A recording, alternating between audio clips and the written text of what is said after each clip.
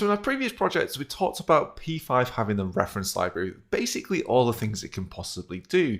And again, P5 is a JavaScript library, so under the hood, it is doing other things with it. It's kind of processing and doing things to make our lives easier. Now we're using pure JavaScript, so we're not using P5.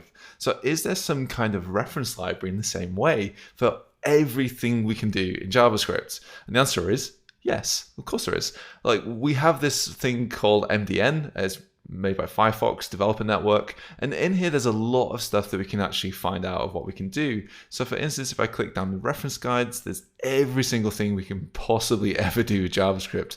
There's a lot.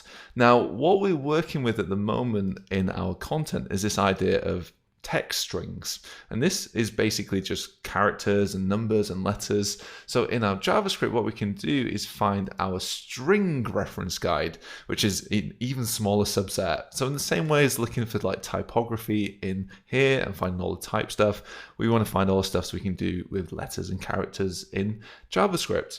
Now in here, what we have down this sidebar is everything that we can do.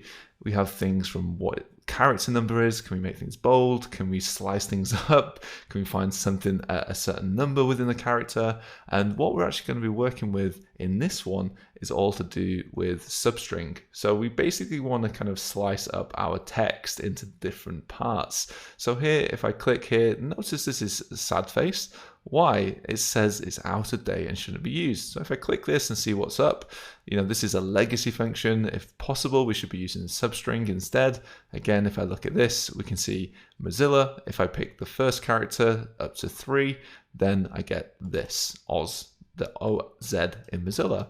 So what we're going to do to start with is actually just picking certain substrings from this content. So how do we even go about doing this? So in my code at the moment, it says my tags in the HTML is downtown Brooklyn, which, no, it's not, it's downtown Toronto. So at the moment, every single tag is downtown Toronto. So how do I make this be, say, like half of the first 5 characters of every tag's content too? So what I'm going to do in here is actually get the original content. So for my tag, within my code for these curly brackets, I'm going to save a constant for each tag's original content.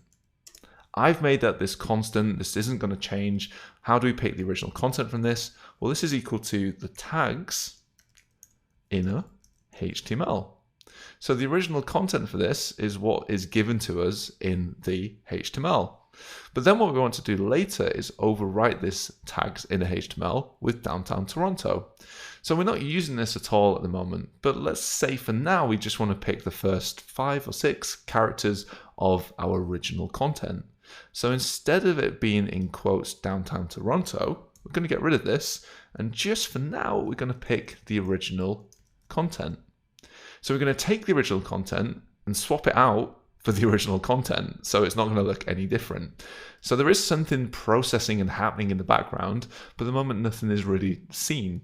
So what we want to do is take this content, we can add our substring to it, and basically choose where we want things. So in this, I'm going to take this and do dot substring, basically given to us by JavaScript.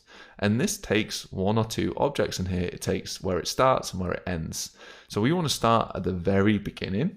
So we want to run this using round brackets from the very beginning, comma, for 5 letters or 5 characters. So now what we should see on our site is something that looks like this. Well, what's happened? Where has it gone? So the reason why it's gone is technically includes white space as part of this. So I need to just go back to my index.html and make sure there's no of these tabs or enters going on here. So I'm just going to quickly go in and remove any white space that's in here, because technically JavaScript will count that. And I'm just going to quickly do this for all the tags. So I need to make sure there's no white space, because technically that counts. It's part of my HTML. So I don't want it to be in there. That's kind of why I put this and didn't clean it up earlier.